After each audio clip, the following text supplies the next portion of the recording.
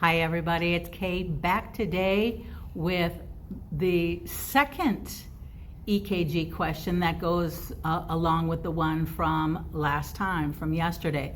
And what I'm doing with, it's actually going to be 4 days in a row that we're going to be asking questions regarding this one case study. I want to get you exposed to the fact that when you take either the CCRN or PCCN exam, you very often find yourself in a situation where you have one scenario and you basically have like an unfolding type of scenario where you're asked more than one question about that same scenario. So when you look at this, you can see that this is exactly the same patient as the last time that we talked. So we have that 42-year-old male, remember, with retrosternal chest pressure, diaphoresis, dyspnea, and hypotension. And remember, we had J-point elevation in 2-3 and AVF. Okay? The last time we said that that's the inferior wall. Now, the new question related to that same question, or that same patient, excuse me, is what is the most likely rhythm disturbance you will encounter? So with that type of presentation, what is the most likely rhythm disturbance you will encounter? Is it bundle branch blocks and AV blocks? Is it AV block and bradycardia? Is it junctional rhythm and bradycardia? Or is it D, atrial fibrillation? Take a moment and think about that one.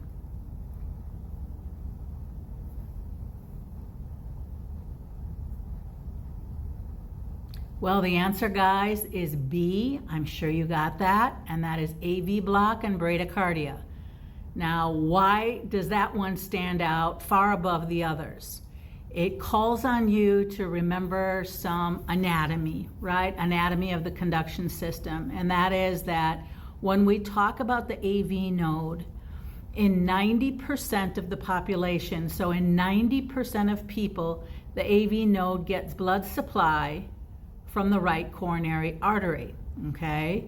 And the right coronary artery also in 55% of the population supplies the sinus node. So what happens when the sinus node doesn't get supplied? You go Brady. What happens when the AV node doesn't get supplied? You have AV blocks. And so 2-3 and AVF, inferior wall MI.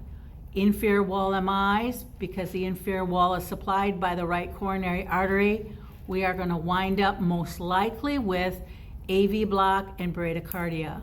And if you've been following me for a while and listened to a previous question, I can't even swear to really what day that was, but we talked about the type of AV block that is very commonly transient and commonly ischemia induced. And this is where you would see that. And that is Wenckebach. Wenckebach, very common. So what we would see here is AV block and bradycardia would be the most likely rhythm disturbance we would see in a patient like this. I hope you enjoyed this.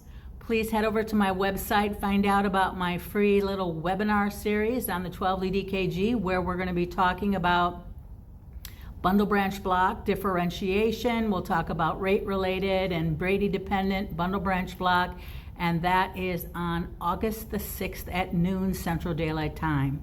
So I hope you guys join me. It's free. Why not? So take care, guys, and have a wonderful day. Bye-bye.